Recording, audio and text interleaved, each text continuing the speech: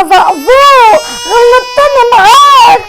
ما تشوفي كده يا ظريفة، يمكن في نملة في قفاه ولا حاجة. ابدا مفيش ولا نملة ولا نخلة حتى، والواد مش مبطل عياط.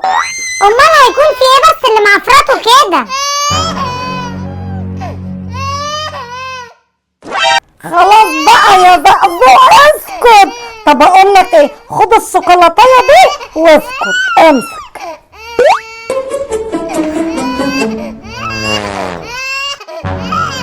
ايه يا ماما اللي انت بتعمليه ده؟ ايه يا بت فيه ايه؟ ده واد رخم شبه امه، طول اليوم زن زن زن، فانا قلت بقى ايه، هسكته. ولما يعني تضربيه يا ماما كده هيسكت؟ امال يا بت. امسكي يا ماما، خدي البالونه دي انفخيها واديها له، هيبطل عياط، وما تضربيهوش بالنبله تاني.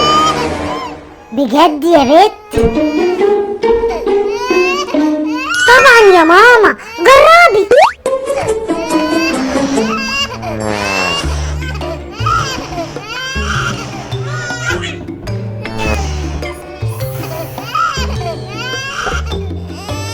اما اروح احط له بقى فيها شويه رز عشان ينبسط كده ويفرح.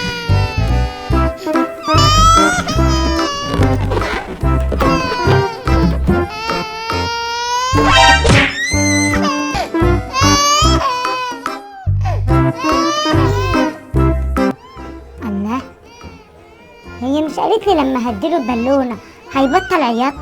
الواد زاد في العياط وعياط اكتر كمان، اكيد في حاجه غلط. ايه يا ماما، في ايه تاني بس؟ عملتي ايه بس يا زقزوق؟ ولا حاجه يا بت، مفيش. اديت للواد البالونه زي انتي ما قلتيلي وحدفتها عليه، زاد في العياط. مش معقول يا ماما، اكيد البالونه اللي انتي خدتيها دي حطيتي فيها حاجه، ما انا عارفاكي، ما هو مش معقول هيعيط كده من البالونه. ابدا يا بت، ده انا حطيت له فيها نص كيلو رز بس. ايه، نص كيلو رز؟ يا نهار ابيض، الحمد لله ان الواد لسه عايش وبيعيط. في ايه يا بت، هما مش بيحطوا برضو الرز جوه البالونه عشان تعمل صوت كده اهوت والعيال تفرح؟ ايوه يا ماما، بس هما بيحطوا حوالي ربع معلقه رز مش نص كيلو. ايه ده؟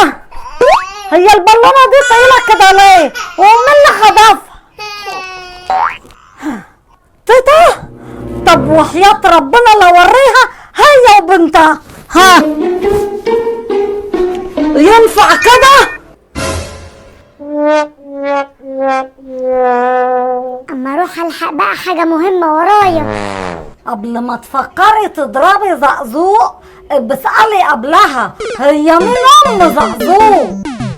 وخلصت حلقتنا النهارده، وقولوا لي بقى عارفين يعني ايه نبله اللي احنا قلنا عليها النهارده في الفيديو؟ قولوا لي بقى ايه هي النبله وبيتعمل بيها ايه؟ انا بشكر اصدقائنا شروق وهنا محمود وجنة وحيد وزي